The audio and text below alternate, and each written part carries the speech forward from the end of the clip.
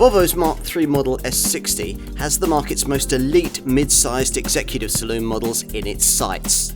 It's better to drive than either of its predecessors, but still majors in Volvo virtues like exemplary safety and cosseting comfort. If you're thinking of something different in the 3 Series segment and want a powerful petrol engine, then it might be worth a look.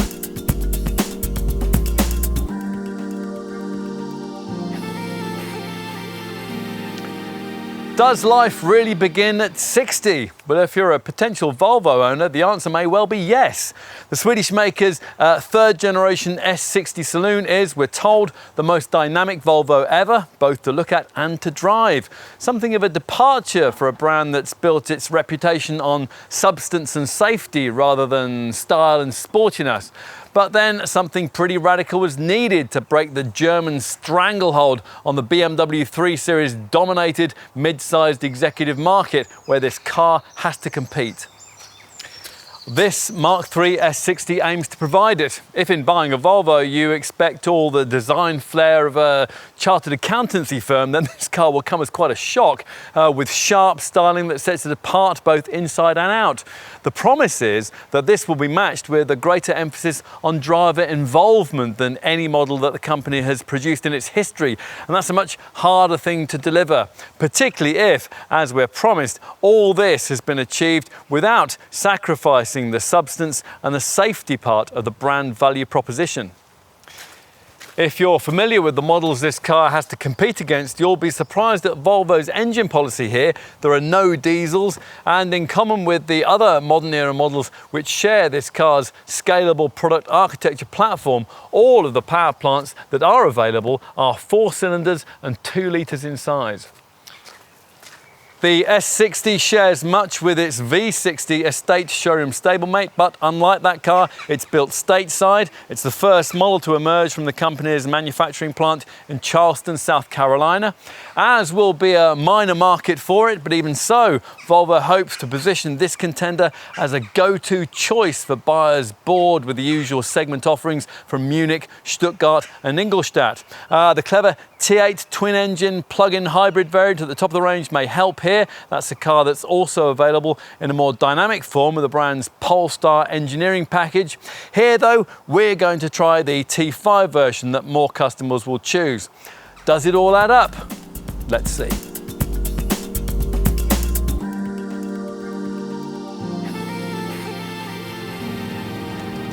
This American-built sports saloon is apparently, according to its maker at least, the most dynamic Volvo ever. Yet it can't be had with an engine larger than 2 litres and 4 cylinders in size. There's no manual gearbox option, and it's considerably heavier than most of its immediate segment rivals. Are you struggling with the contradictions here? Well, we rather were before driving it. But Volvo has its own definition of dynamic. For example, it uses that word to designate the softer of its 2 suspension setups, although that's not been fitted to the lowered sports chassis that comes with the R design variant that we're trying today. Now this is the trim level that the vast majority of S60 buyers will choose, allied to a 250 HP T5 petrol turbo unit, also on test here.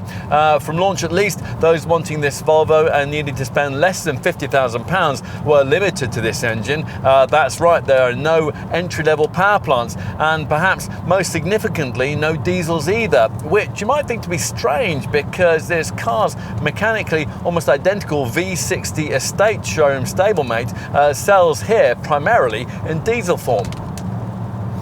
Volvo though wants to position this third generation S60 differently, not only from that similarly sized station wagon, but also from the 2 rather conservative previous generation designs in this model line. Now this car's predecessor claimed to be a sports saloon, but wasn't. This one though has a much more encouraging engineering CV. It uses a double wishbone front suspension and a multi-link independent rear axle setup, with all of it mounted on the stiffer and more sophisticated underpinnings of the SPA, scalable product architecture platform that all of the brand's current cars now share. It all leads you to expect a bit more from this car this time around. That optimism is largely justified once you're up to speed, providing you take the trouble to adjust your thinking into the distinctly Volvo feel this car has. Now true, it isn't quite as sharp either to steer or to throw around the bends as a rival BMW or Mercedes, but then it wouldn't be. This Volvo, like the rival Audi A4 in this segment, is front rather than rear wheel driven. In any case, its more laid-back demeanour is apparently entirely intentional. The Swedish brand reckons that many rival models in this sector are too stiffly set up, robbing them in extremis of the security and predictability that create a really fluid drive. It is an arguable point, but we do have to agree that you really do feel confident at speed at the wheel of this car. Now, if you're prepared to throw your passengers around a bit in the back, the bends flow together beautifully, and it's as sure-footed as any of its rivals when the conditions turn nasty.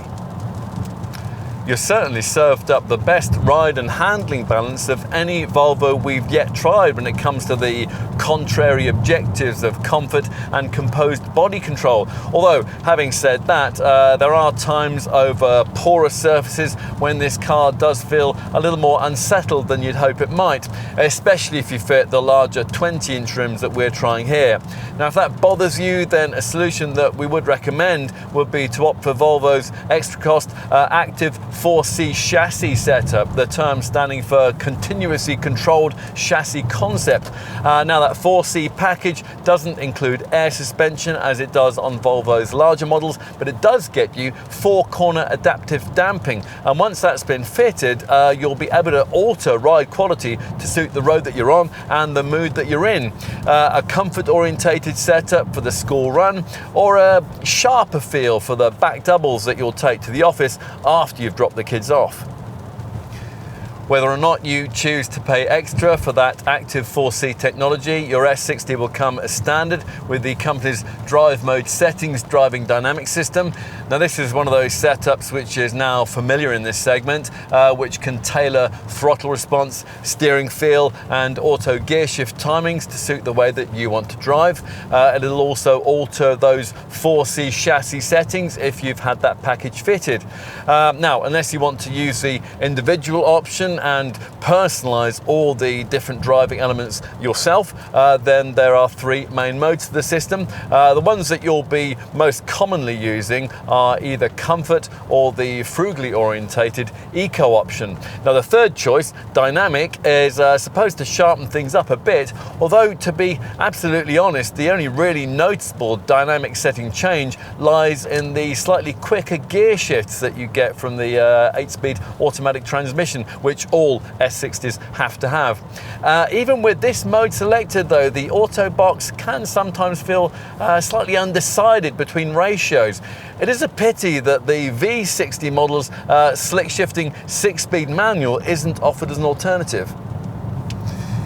Now we should talk a bit more about engines, which, as we've said, are all of the 2-litre 4-cylinder petrol variety. Volvo's future plans for its conventional power plants are centred around 48-volt mild hybrid technology, but from launch, this Mark III S60's model range was, as we mentioned earlier, primarily based around the brand's older 250 horsepower T5 unit, which gives this car a rapid, although not startling, turn of pace.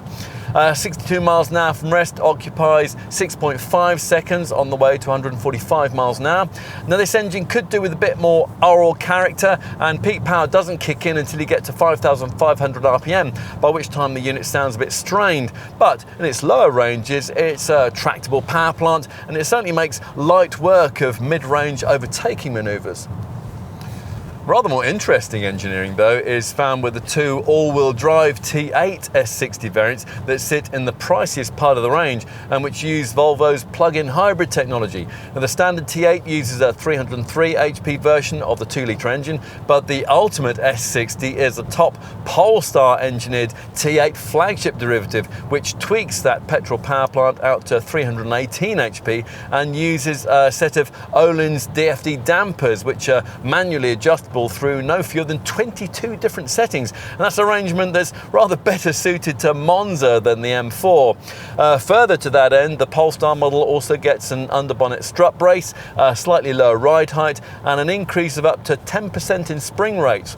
Now, whichever of the T8 models you choose, you'll find that the engine's total output is boosted by an 87 HP electric motor, which is powered by a battery pack that's neatly packaged away in the transmission tunnel. Plus, there's a 25 horsepower starter motor generator, which pitches in from time to time to smooth any gaps in torque delivery between the two main power sources.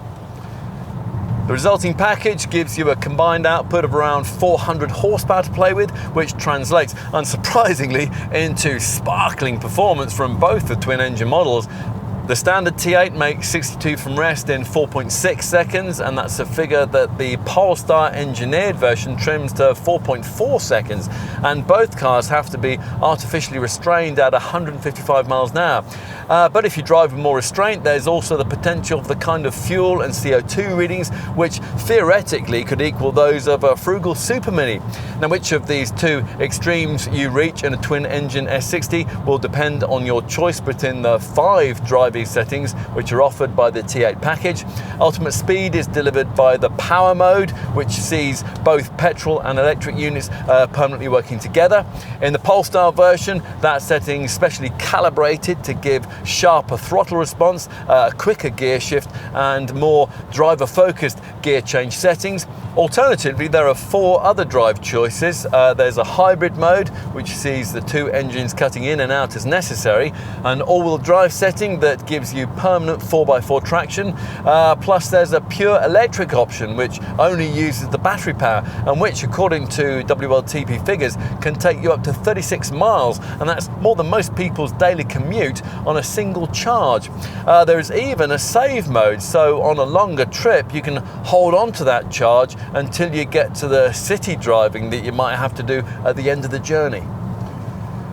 For potential buyers who can't stretch to one of the desirable T8s and who don't want the more conventional T5 unit we're trying here, Volvo does have plans to introduce 2 other petrol engines within this S60's life cycle, a conventional 310 horsepower T6 unit and a slightly lower powered but more affordable T6 version of the twin-engine plug-in hybrid power plant. Today, though, our focus is on the ordinary T5 model that, for the time being at least, over 85% of S60 buyers are expected to choose.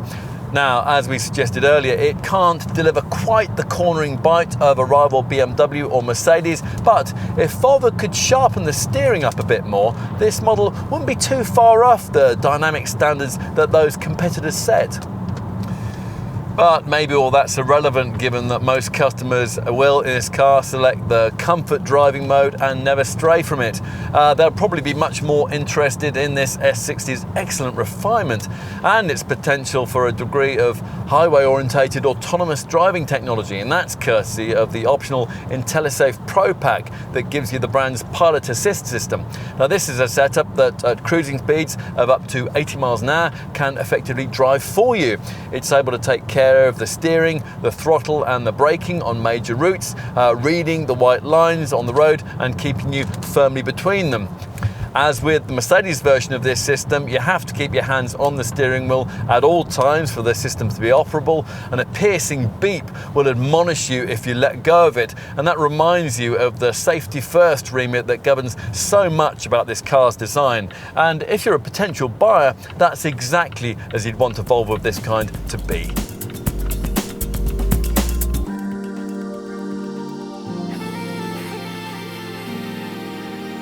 It doesn't seem to matter that all modern Volvos follow much the same styling theme these days, because their fine proportions, discreet aggression, flowing flanks and the clean Scandinavian lines combine in each case to create an inevitably handsome end result. Style-wise, there are elements borrowed from the larger S90 saloon, but with this mid-sized model there are much shorter overhangs, a lipped boot lid and a racy standard body kit to emphasise the point that this S60 is aimed at people who enjoy their driving. Now, if this contender represents the future direction of Volvo design, then the company is probably in very safe hands.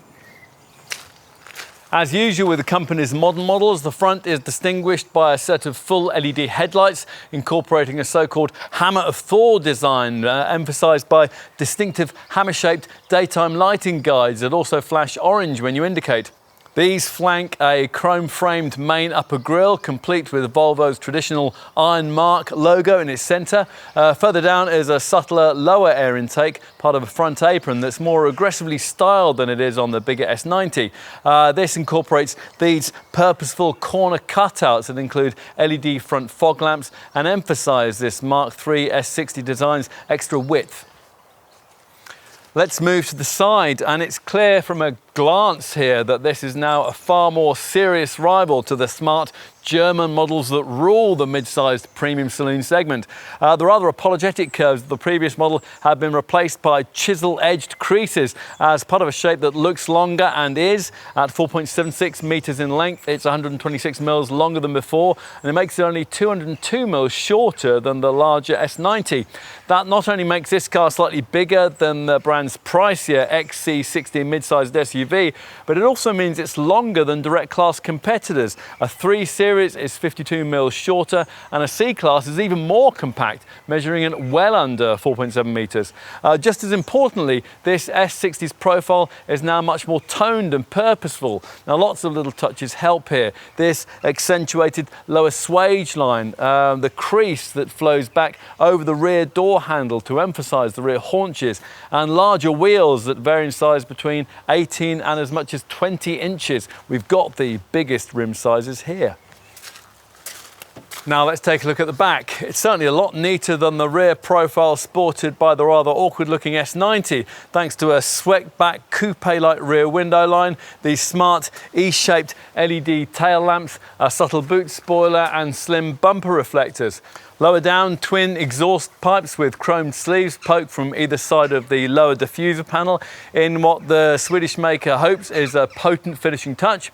Of course, as usual, what's more important is the stuff that you can't see. The SPA scalable product architecture underpinnings of this third generation model are a world away from the old Ford Mondeo derived platform that the previous S60 used to have, with 40% of the chassis now fashioned from hot formed boron steel. That's the strongest found in the motor industry. No other brand uses as much of this very safe, very strong metal.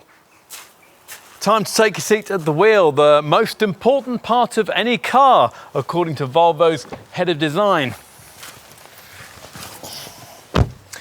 Well, it's very nice indeed, with a premium feel right across the S60 range that you only really get on the more expensive versions of BMW, Audi and Mercedes rivals.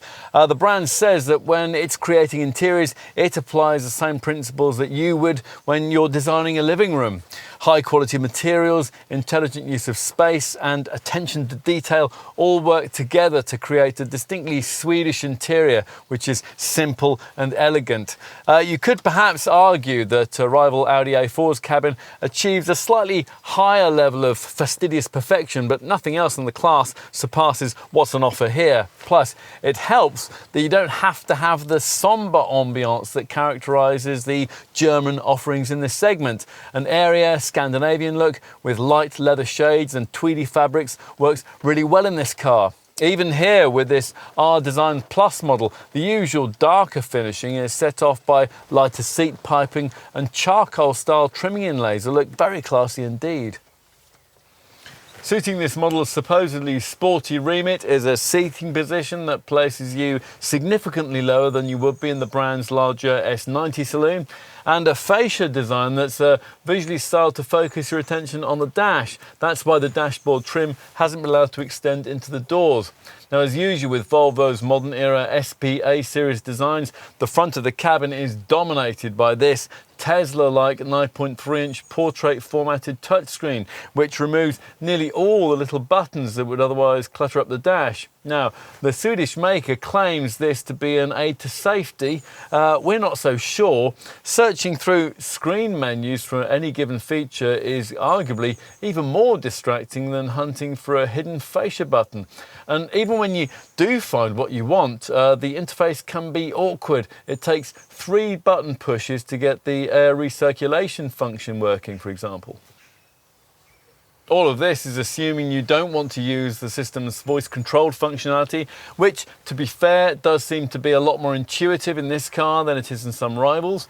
Whatever your preferred mode of operation though, you can use this setup not only to access the usual navigation, stereo, phone and informational features, but also a wide selection of cloud-based applications for things like internet radio and updates on everything from weather reports to parking prices. It has its own bespoke Spotify app for seamless music streaming, and it's also possible to share a Wi-Fi network with everyone in the car.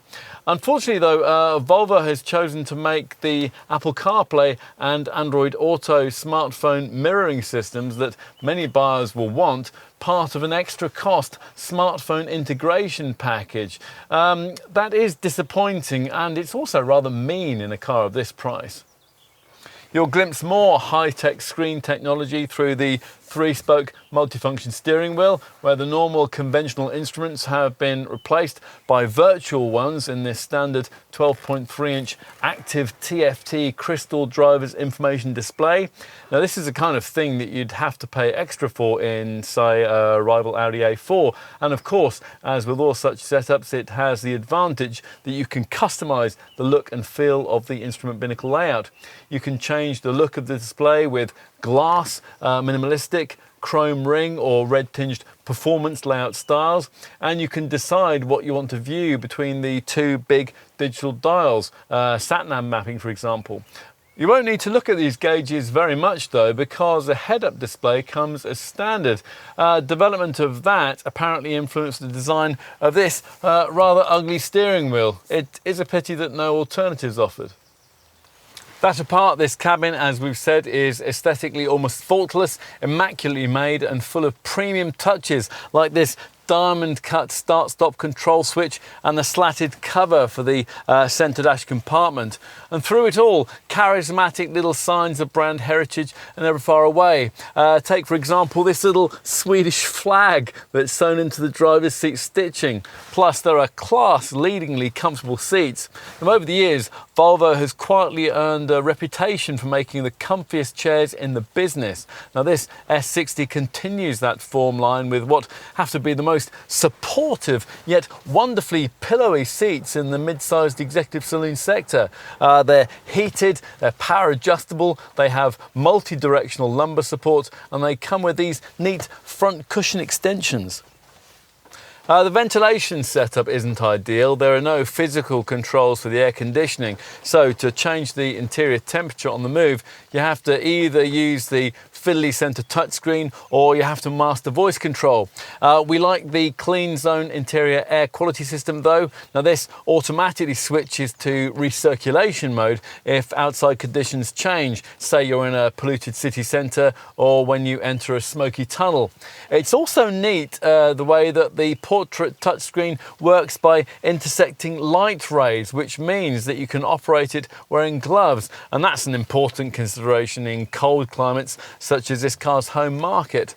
The 360-degree parking camera system, that's another nice to have feature. It's one of the best setups of its kind we've tried. And we would also point potential buyers towards the optional 14-speaker 600-watt Harman Kardon sound system, or even better, the thumping 15-speaker 1100-watt Bowers & Wilkins setup that we're trying here. That'll really shake your eardrums. Finding the right driving position is easy thanks to plenty of seat and wheel adjustment and the fact that the pedals aren't slightly offset, as is the case with some German rivals. Front wheel visibility is good too thanks to slim front and rear pillars, but the swept-back coupe styling means that over-the-shoulder visibility is worse than in rivals like the BMW 3 Series or the Alfa Giulia, so it's just as well that rear parking sensors are standard fit.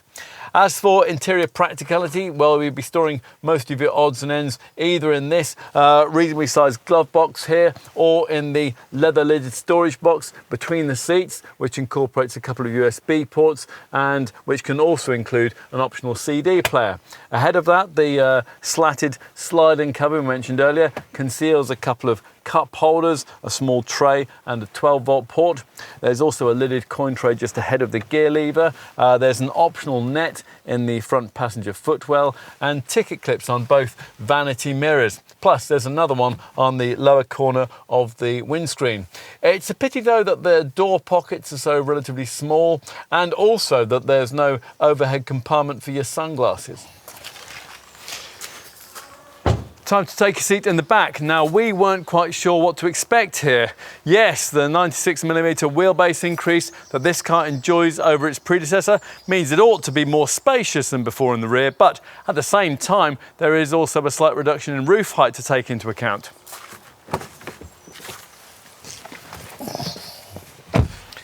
As it turns out, there's plenty of legroom for backseat folk, enough for a 6-footer to sit behind someone of similar height, and certainly significantly more than you get in something like a rival BMW 3 Series. Now, this Volvo's front-driven packaging inevitably gives it an advantage over that car, although, that being the case, you do have to wonder why it's necessary to have such a high central transmission tunnel. That'll inhibit the transport of 3 adults if that should ever be necessary. As with the V60, room for your feet can get a bit tight if the front seats are set in their lowest position, but otherwise, even tall folks should be able to get much more comfortable than is typical with cars in this segment. The slightly lower window line this time around certainly makes the cabin feel airier, as of course does this huge optional panoramic roof, which is exactly the same as that which is fitted to the S90. The only downside to having this glass top, assuming of course that you can afford it, is that it robs the cabin of a few mils of head height, although even so there's room enough for most folk to sit quite comfortably.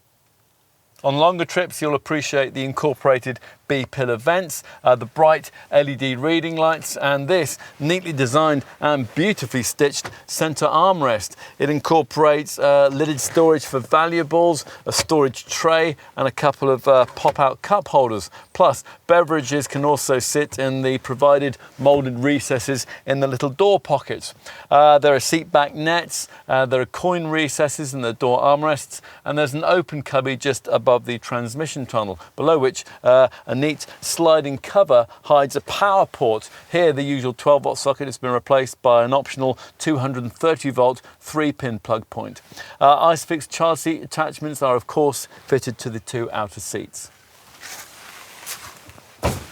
Now finally, let's take a look in the boot. Now, having told you earlier that this S60 was longer than most of its rivals, it is a slight disappointment to find that this T5 model's 442-litre cargo area is significantly smaller. That figures 38 litres less than either a BMW 3 Series, an Audi A4 or an Alfa Giulia, although it is pretty much the same as what you get in a Mercedes C-Class, and it's vastly better than what's on offer from a Jaguar XE.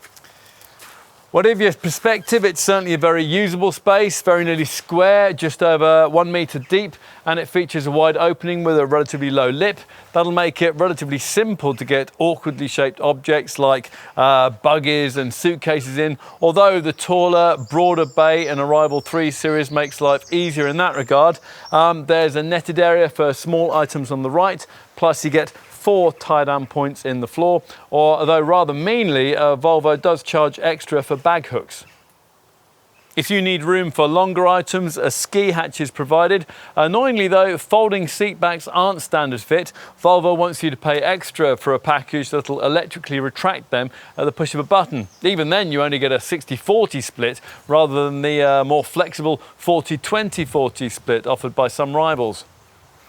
Now, theoretically, there is a bit of extra space beneath the boot floor, but if wisely you've opted for the temporary spare wheel, most of that gets used up. Buyers of the T8 twin-engine plug-in hybrid models won't be able to specify any sort of spare wheel at all because there's nowhere to put it. For those variants, because of the battery intrusion, boot capacity falls to 390 litres.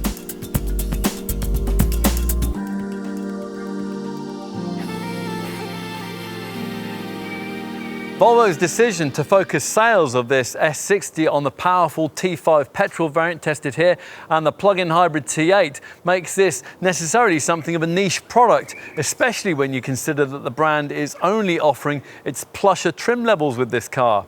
That explains upper-end pricing, which from launch was pitched from around £38,000 for the T5 R-Design Plus model that we're testing today with its 250 horsepower 2-litre turbo engine. Find £900 more and you can have a T5 with more luxury orientated Inscription Plus trim. Now together, these two variants will account for around 85% of S60 sales. The remainder will be accounted for by the two T8 twin-engine plug-in hybrid all-wheel drive variants. And there are two, one with our design trim costing around £50,000, which uses a 303 horsepower version of the 2-litre petrol engine mated to an 87 horsepower electric motor.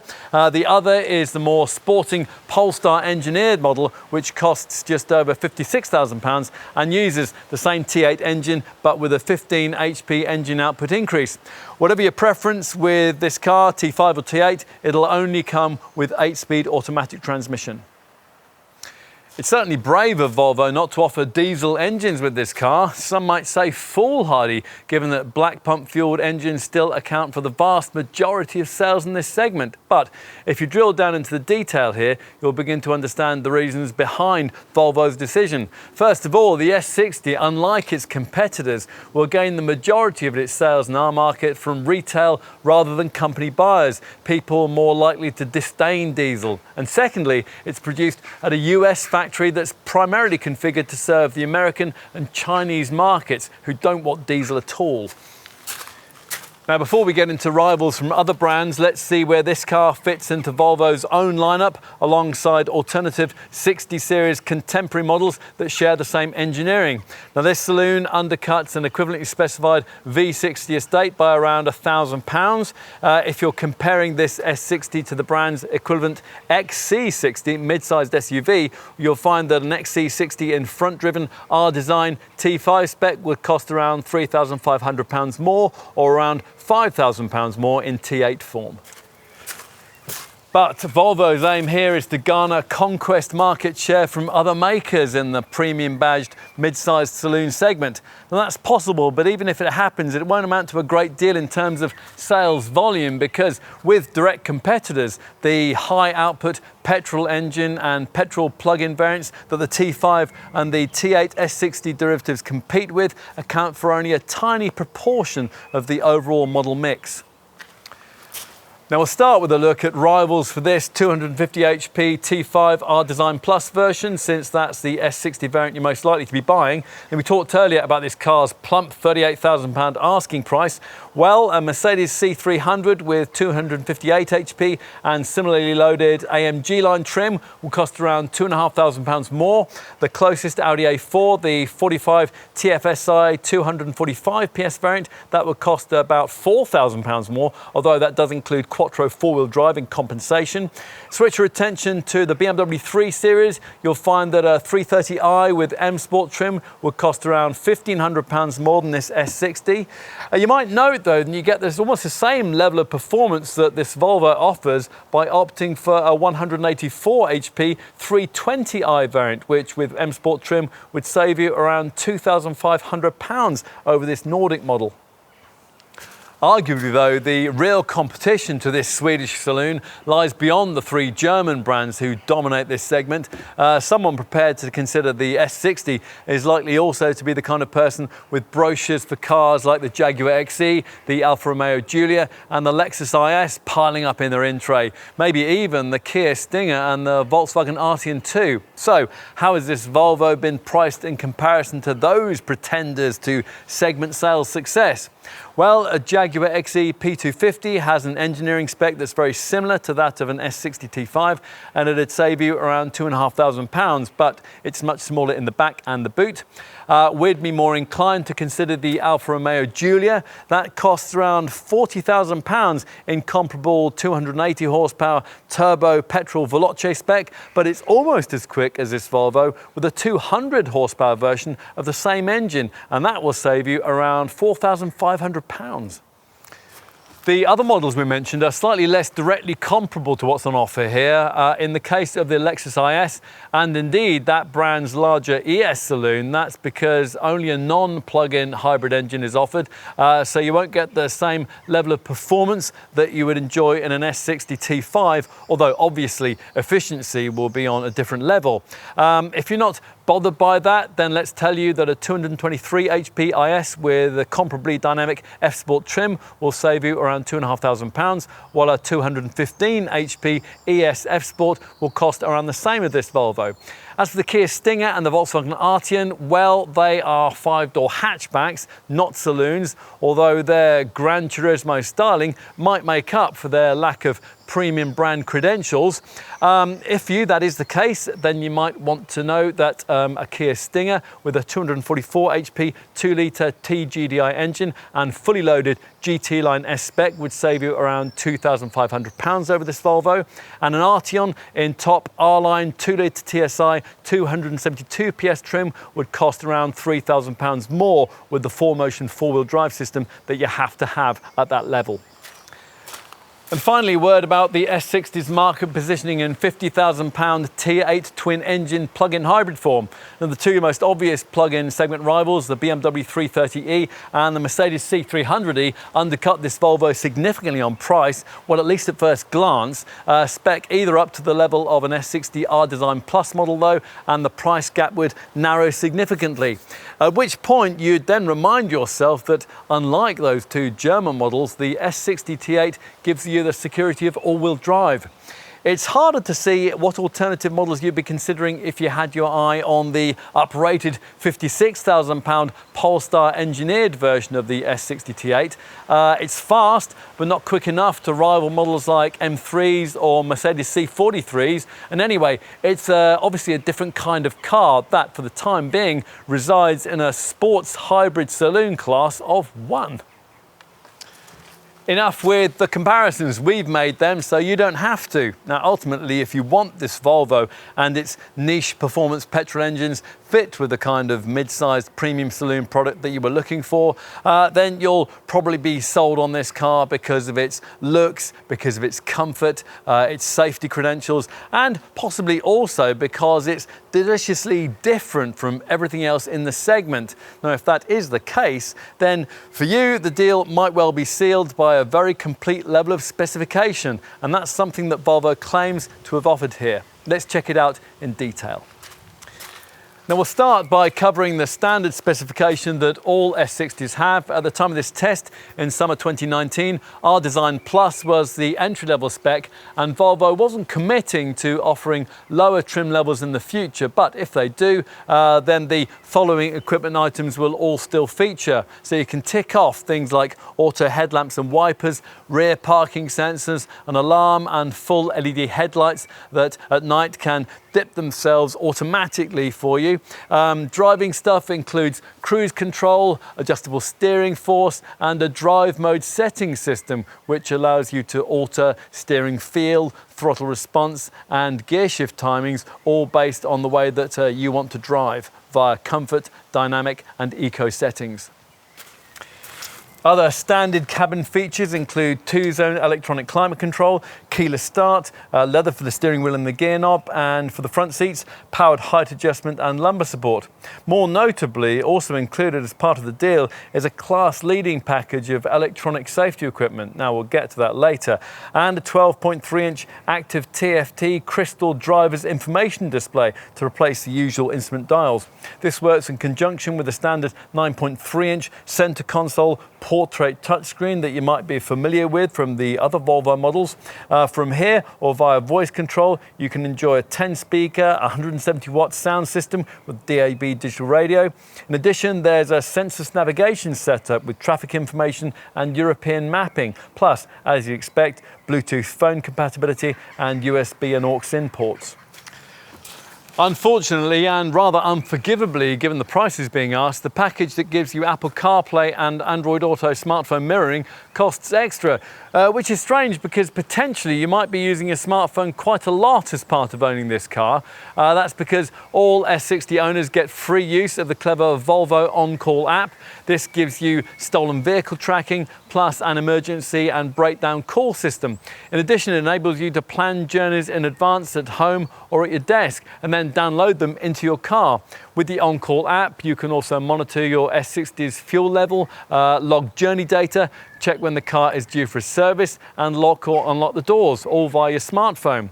Trip information for the last 100 days can also be downloaded, making life easier for company car drivers when claiming fuel expenses.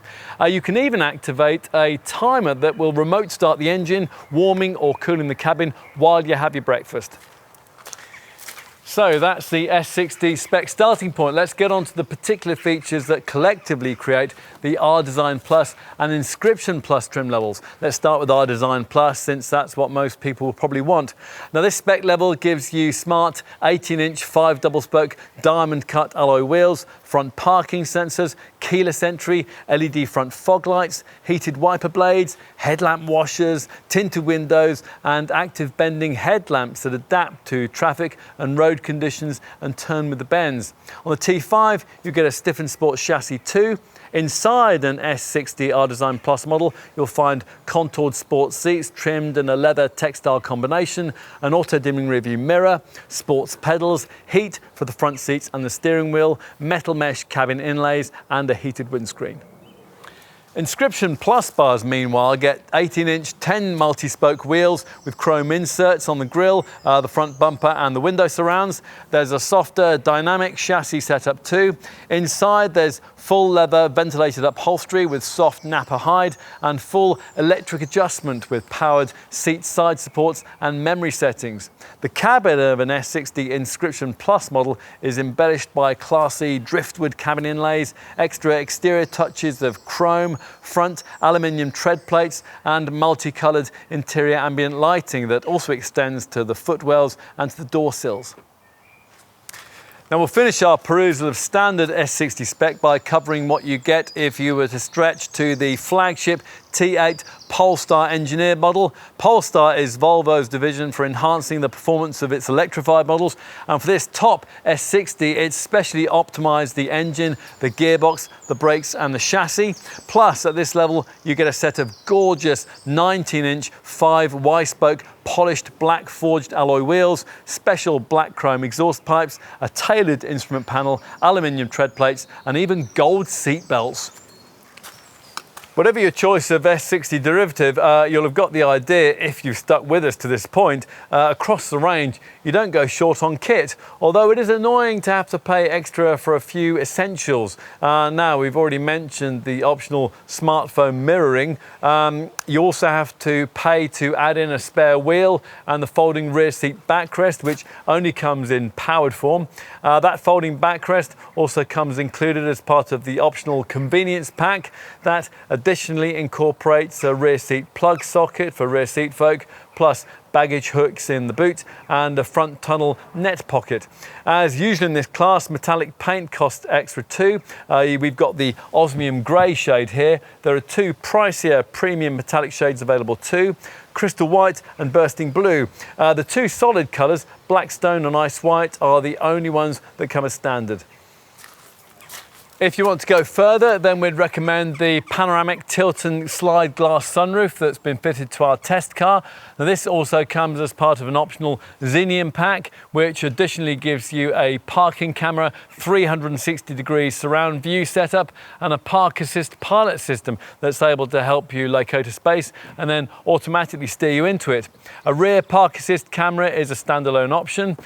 You can specify power adjustment and memory settings for the front passenger seat, and it's also possible to have heat for the rear seats too. More enthusiastic drivers might also like the firmer Active 4C chassis with its adaptive damping. It's certainly a better package than the stiffer passive lowered sports chassis that T5 bars get as standard. You'll also be interested in upgrading the audio system too. If so, there are two options. First, a 13-speaker, 600-watt Harman Kardon premium sound system with Dolby Pro Logic 2 surround sound. That's a decent investment at around £850. Or if you want to go further, a thumping 1100-watt 14-speaker Bowers & Wilkins audio setup. That's available for a cool £2,500, and it comes complete with a fresh air subwoofer. Practical extras that may appeal to some premium saloon buyers include a retractable tow bar. That comes complete with Volvo's trailer stability assist system. Now this can prevent snaking at speeds of over 31 miles an hour by manipulating the car's brakes. The brand quotes a braked towing capacity of 1,800 kilos for the T5 and an unbraked towing weight of 750 kilos. Other practical options include mud flaps, a sunshade for the windscreen, and snow socks or snow chains for the tyres to keep you moving in icy conditions. Plus, you can specify load-carrying roof bars, various different roof boxes, a roof holder for a canoe or kayak, a ski holder for up to 4 skis, and 2 different bike carriers, one for the roof and one that can attach to the tow bar and hold up to 3 bikes. Other additions could include pillows and neck cushions for the front headrests and purpose-designed child seats and booster cushions. For the back seat, you could specify a dog harness. We'd want the textile foldable load compartment mat that you can get to protect the boot floor too, and that's reversible so that you can flip it over when you need a wipe clean surface for muddy boots and muddy dogs. Finally, and rather less practically, there is a styling kit available. Now that includes a bottom sill and deflector pack with a specially styled twin exhaust. There are various optional 19 and 20-inch wheel styles available too. Now on to safety, which as you'd expect is a Volvo strong point. Today the company continues its safety ambitions with the most daring and far-reaching safety objective in the industry, that by 2020 no one should ever be killed or seriously injured in a new Volvo. Now ramping up to that means the need for a whole new level of safety in the company's future models, and sure enough, in every new Volvo we test these days there's an advanced level of what the company calls IntelliSafe safety spec, which raises a standard that little bit higher. There's an awful lot to cover here, so we'll start with a feature the brand has only recently developed: oncoming mitigation by braking. Now this is there to detect vehicles heading towards you on the wrong side of the road. If a collision can't be avoided, this setup will brake your car automatically in order to give you more time to take avoiding action. Or if you can't do that, then the speed reduction will at least help to reduce the collision's effects. 1/4 of all road accident deaths are caused by head-on collisions. Volvo's research has shown that even a 5 to 10 miles an hour speed reduction at the point of impact can make a big difference to the fate of the passengers. Now that is a setup well worth having, and it builds on the advanced suite of safety systems that have already impressed us so much in Volvo's larger models, nearly all of it standard fit. Take the clever steer assist functionality that works at speeds of up to 87 miles an hour with what's called oncoming lane mitigation. Now, if you move out of your lane to overtake or to turn and you find yourself in the path of an oncoming vehicle, the system will warn you of the potential danger by automatically providing steering assistance to guide you safely back into your lane. Now that might be a little bit alarming for you if you're one of those habitual do or die overtakers. Then there are Volvo's so-called run-off-road features. Run-off-road mitigation warns you if you're veering off the road and putting your wheels near the verge. If that's not enough to prevent you from leaving the tarmac, then run-off-road protection cuts in. Now, as with other similar systems, Mercedes pre-safe setup, for example, that potential accident scenario will see the seat belts automatically pre-tensioned and all the airbags immediately primed. Now, what's unique about this setup, though, is that in a situation where the car is launched into the air and thumps down, as often happens in such a situation, the front seat frames have been designed to collapse in a way that would protect your spine from severe damage, while at the same time Volvo's usual WHIPS protection guards against whiplash on your neck.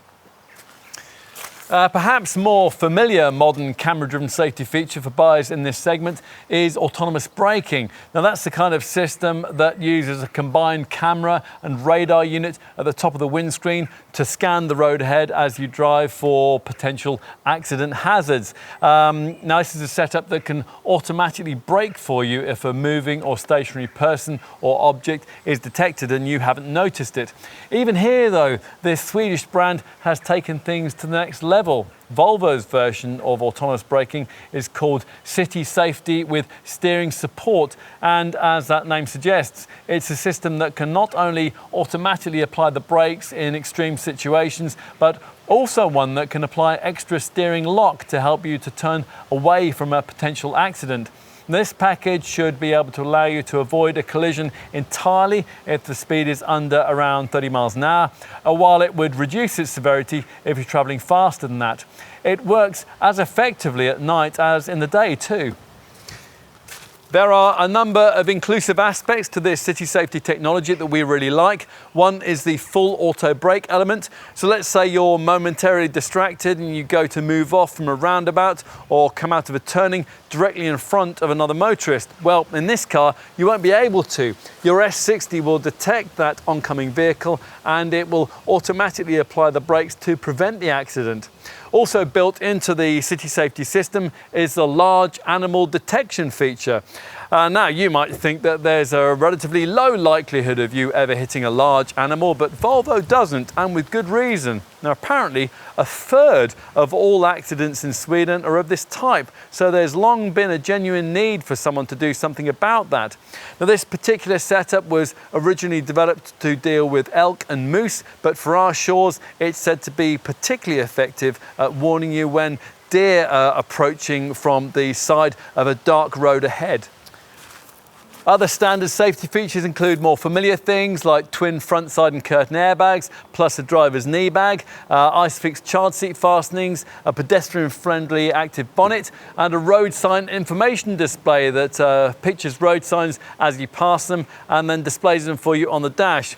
The ABS setup has emergency brake assist for panic stops, while the stability and traction control systems include spin control, corner traction control, and an engine drag control feature which stops the car from skidding when the gearbox sharply down changes on a slippery surface. There's plenty of standard electronic assistance to help keep you in the right place on the road too. Road edge detection steers you back into the centre of your lane if you've veered slightly in towards the road edge, and a lane keeping aid does the same thing if you veer over the lane delineating markings at cruising speeds. Now both scenarios are most likely to happen if you're feeling tired, so there's also a driver alert control system which monitors your driving reactions for drowsiness. All this effort prompted Euro NCAP to give this car an exceptional 96% score for adult occupant protection and 84% for child occupant protection. I will also mention the fact that with the standard Volvo On-Call app, you get an emergency and roadside assistance support system which will sense if your car is involved in a collision and alert a trained operator to immediately contact your vehicle. If no response is detected, then the emergency services will be instantly informed. Now, if all that standard safety provision has impressed you, and it certainly impressed us, then you might be surprised to learn that Volvo sees that only as a safety starting point. Your dealer will probably prevail upon you to go further and pay extra for the optional IntelliSafe Pro safety package. Now, this gives you the radar-driven adaptive cruise control, which will automatically regulate this S60 speed on the highway, and it allows Volvo to fit its own interpretation of the current state of autonomous driving technology. Now that's the company's pilot assist system. Now this is a setup that at cruising speeds of up to 80 miles an hour can effectively drive for you. It's also able to take care of the steering, the throttle and braking on major roads, reading the white lines on the road and keeping you firmly between them. Now, as with the Mercedes version of this system, which is an expensive extra on the rival C-Class model, you'll have to keep your hands on the steering wheel at all times for the system to be operable. A piercing beep will admonish you if you let go of it. The IntelliSafe Pro pack also includes auto-dimming interior and exterior mirrors, along with 3 other included camera-driven safety features. A cross-traffic alert setup warns you if you're reversing out of a space into the path of an oncoming car, and the rear collision mitigation system uses rear-facing radars to detect an impending rear-end collision.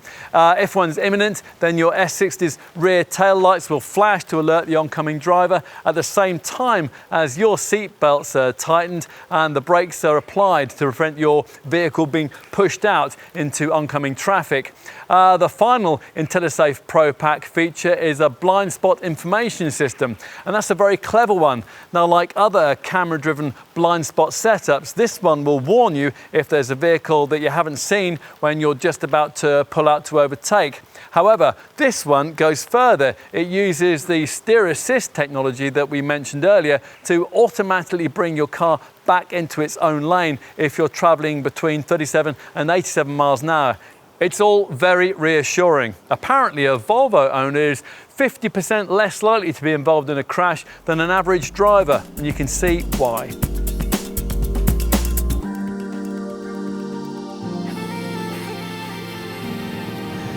One of the headline stories with this third generation S60 model is its total abandonment of diesel power, which rather flies in the face of traditional buyer preferences in the segment for mid-sized premium badge saloons. Still, as a relatively minor player in this sector, it's a stance that Volvo feels able to take. Going forward, the brand has made it very clear that all its cars will feature electrification in some shape or form, either full battery power, plug-in hybrid power, or 48-volt mild hybrid assistance for conventional petrol or diesel engines. But it takes time to ramp up such a strategy, and from its launch in the spring of 2019, it was necessary for this third generation S60 range to be primarily based around the older tech, non-electrified T5 petrol engine that we've been trying here. The T5 is a unit that's crying out for the kind of mild hybrid assistance that we just mentioned, and until it gets it, the efficiency stats of this car in this form will continue to be a little way off the efficiency leader in the class, the BMW 3 Series.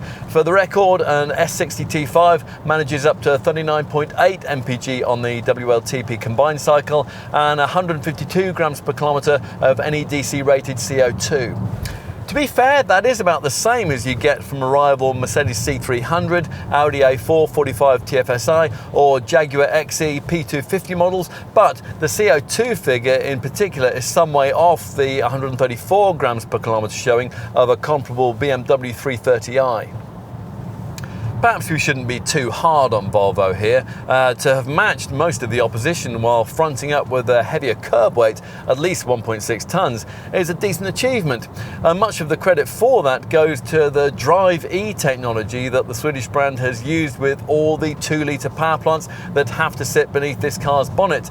There's also a particularly effective iArt direct fuel injection system, plus the power plant mechanicals generate impressively little internal friction.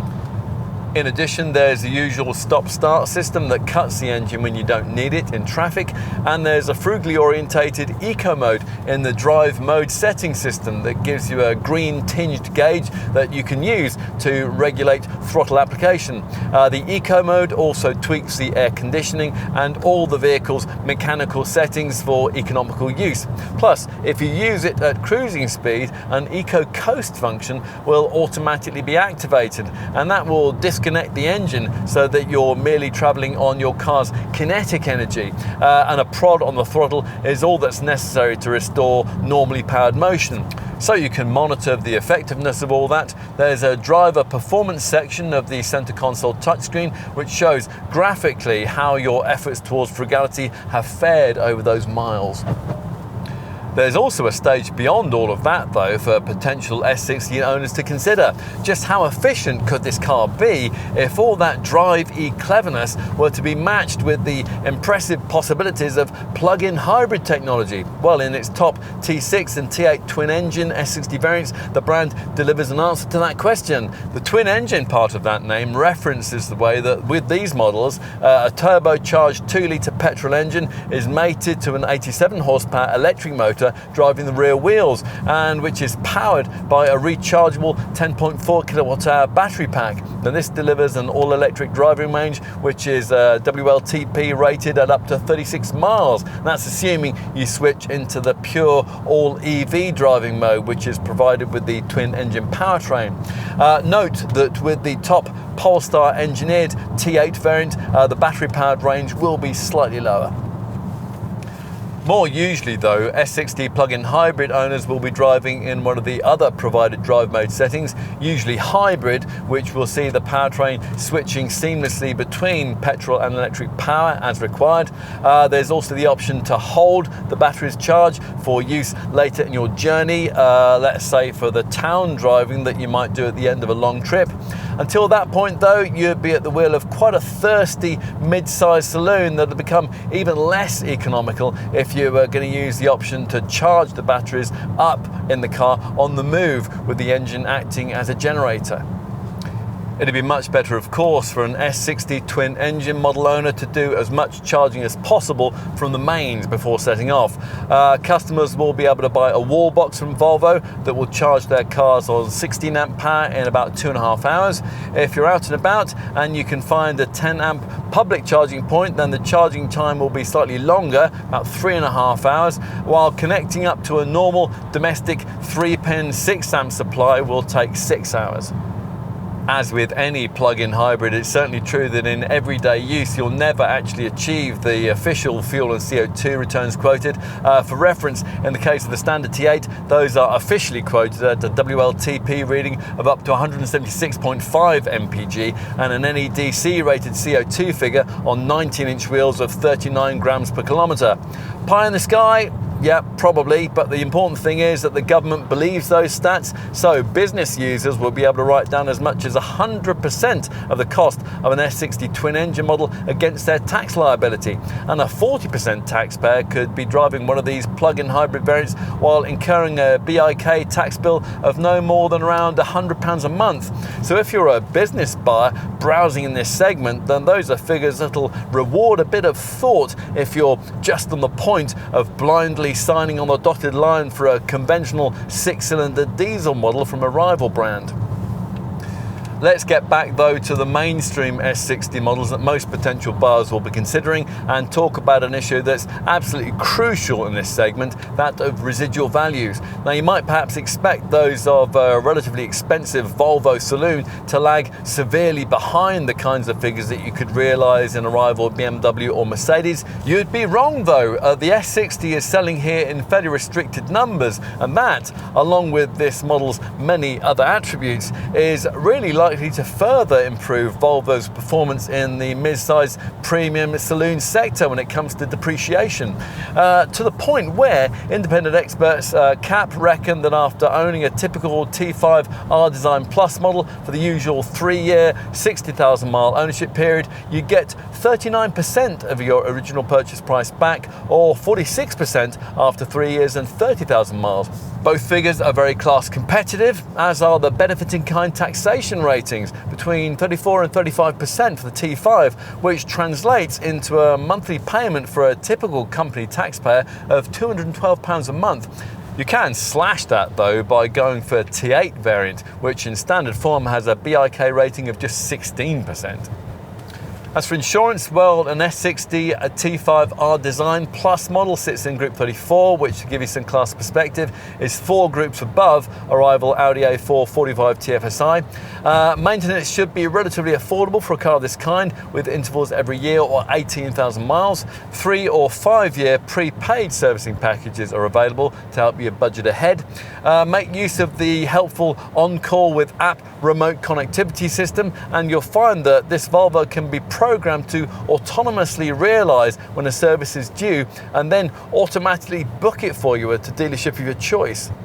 And finally, we'll tell you that the warranty is the usual 3-year, 60,000 mile package. To give you a bit of class perspective, BMW's similar warranty has no mileage limit, and Audi offers unlimited mileage in the first year.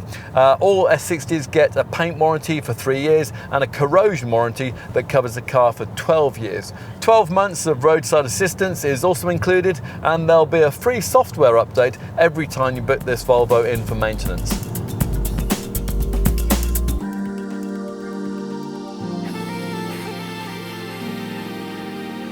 Volvo founders Gustav Larsson and Assar Gabrielsson would have been surprised by this S60, but not too surprised. After all, the things we expect the brand to deliver are certainly very much evident.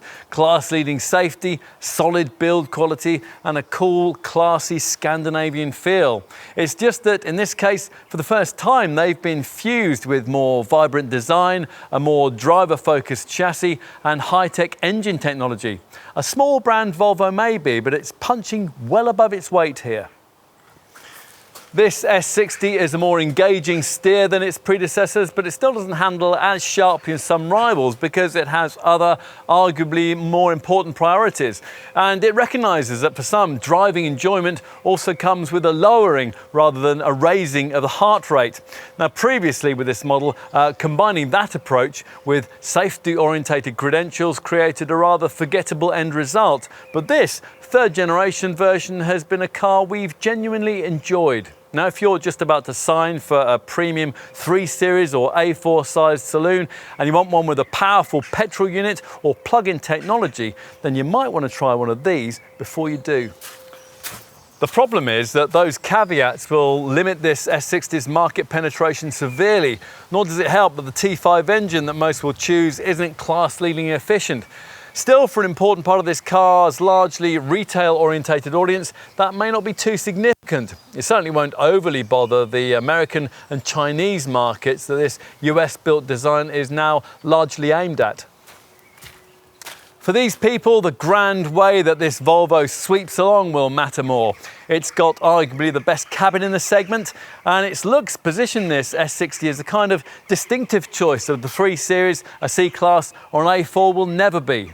Overall then, what we have here is a less retiring 60, a highly impressive package that's an intriguing alternative to the usual premium mid-sized saloons that you're probably currently considering.